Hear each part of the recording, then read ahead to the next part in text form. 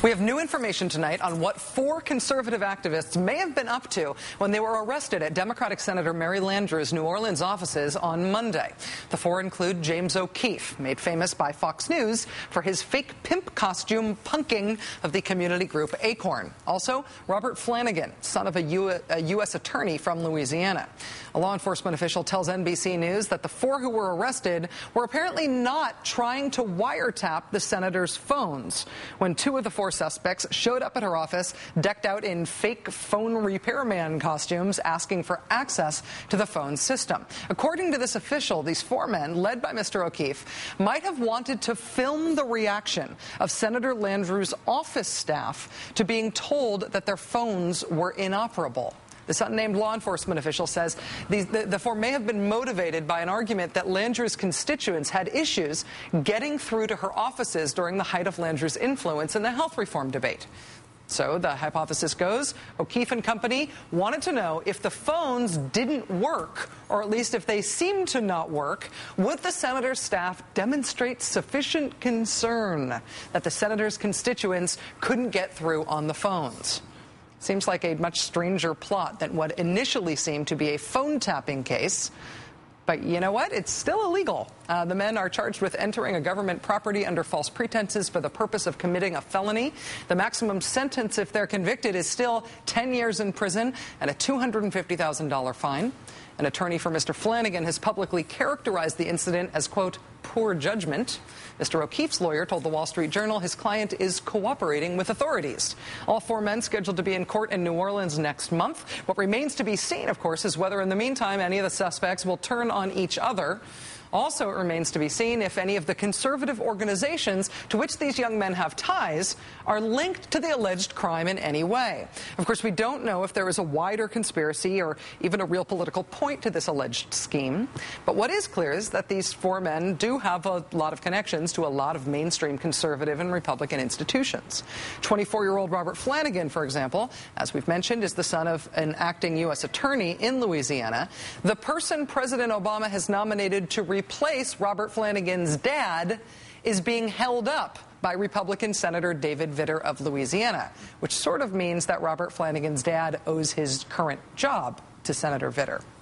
The younger Flanagan's other conservative and Republican bona fides include blogging for the Pelican Institute, which is a conservative think tank set up in post-Katrina Louisiana to push for a more conservative state as it is rebuilt. That institute hosted a talk by Mr. O'Keefe just last week. Mr. Flanagan has also interned for Republican members of Congress, including Congresswoman Mary Fallin of Oklahoma and Senator Lamar Alexander of Tennessee. The other 3 suspects, Mr. O'Keefe, along with Joseph Basil and Stan Dye, all have connections to the conservative campus newspaper movement, an operation that's generally not at all grassroots, but rather funded and organized by top-down conservative institutions like the Leadership Institute, where Mr. O'Keefe was an employee before his attack on Acorn and the Fox News celebrated fake pimp fame that followed. Joining us now is MSNBC's David Schuster, who's following the case from Louisiana. David, thanks very much for coming on the show. Appreciate it. Oh, Rachel, good to be with you. Does what we're hearing about potential motive in this case and its match to the tactics used, does it match up with what you've learned down there today? Yeah, because there's every indication, Rachel, that they did not have any particular equipment on them to actually do any sort of phone tap. In other words, what they were carrying in their blue denim and their fluorescent vests, the 2 guys who tried to pretend that they were phone technicians, they actually didn't have any technical equipment. And secondly, what was described as a listening device by Stan Dye, who was in the truck outside, we believe was simply some sort of cell phone or a walkie-talkie so that he could communicate with the people who were upstairs on the 10th floor. In terms of a potential motive, we know from the criminal complaint that Mr. O'Keefe was capturing, using a cell phone, what was going on in the office in some way. Does it seem like he was filming the act of the telephone repairman interacting with the staff so as to document the staff's reaction?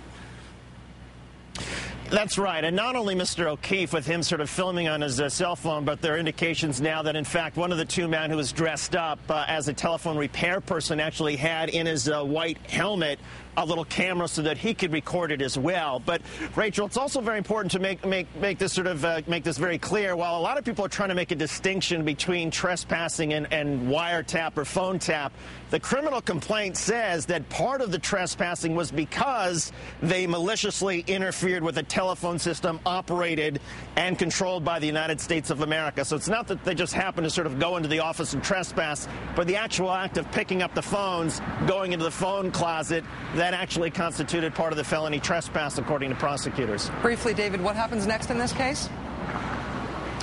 The next is that there's going to be a hearing on February 12th, a sort of a pretrial hearing. But keep in mind, there's going to be a lot that's going to happen behind the scenes, Rachel. As you pointed out, prosecutors are going to talk to each of these men individually. They're going to try to figure out if their stories match up. They're going to try to determine if there was any financial incentive that James O'Keefe had, who he may have been in contact with, and whether they provided a financial incentive. In other words, they're going to try to expand the circle and see where this goes. David Schuster, who anchors on MSNBC weekdays 10 a.m. and 3 p.m. Eastern, is in Louisiana covering this story for us now. David, thank you so much for joining us tonight.